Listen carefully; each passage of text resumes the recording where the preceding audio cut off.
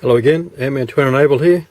Thought I'd just give a quick update of my Freeman neck knife that I had for a week or so now. Did the intro video on it last week, but I was able to take this one out on the bush trip on the weekend.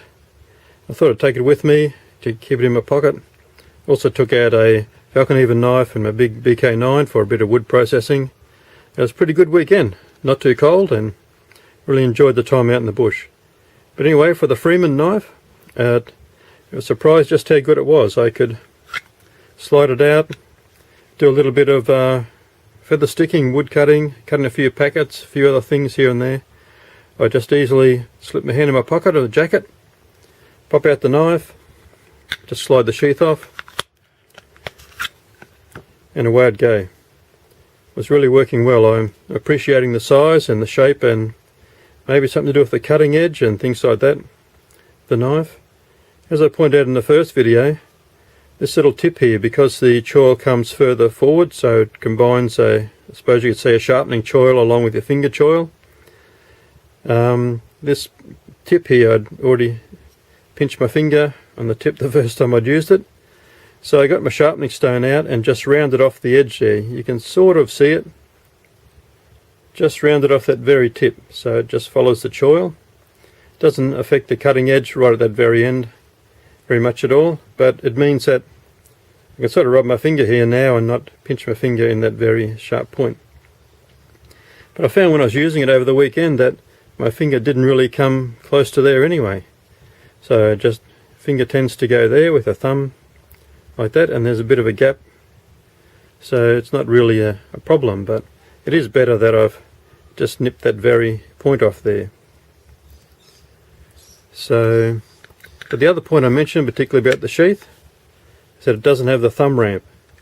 You can see here where it's been sort of actually cut off, it would seem, rather than having a little bit of a bump there. So I do find that my thumb does tend to slip a bit as I'm trying to slide it out, because it has good retention on this sheath, locks in really well.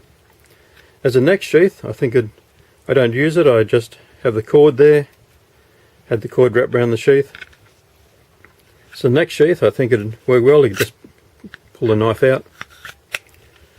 But I'm thinking about I'd try and heat this up, see if I can heat that and push this up just a little bit to make a little bit of a thumb push-off point there. So it really works well. I haven't tried it yet, but I'm going to put a couple loops in here, and so I attach it to my belt on the front. So I carry it in the front. I think they call it appendix carry, or maybe I'll have it cross draw carry on the front of my belt, so good size, the handle won't poke out too much. I'm going to try it like that now to see how it works. Should work well for sitting down as well as walking around, the handle right there ready to use, so really good.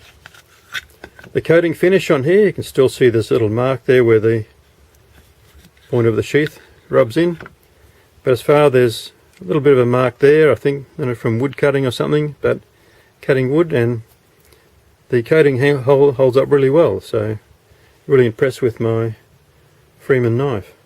This is the box it came in. Freeman outdoor gear.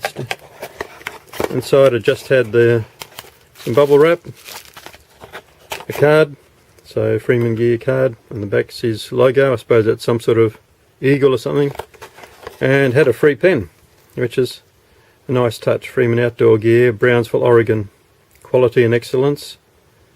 This is his logo, so that's pretty cool in the box. Yeah, so my experience so far with my Freeman neck knife, I highly recommend it. Great knife. It's Ant-Man to Enable. Thanks for watching. Remember, stay prepared, stay ready, stay alert, endure to the end. Bye bye for now.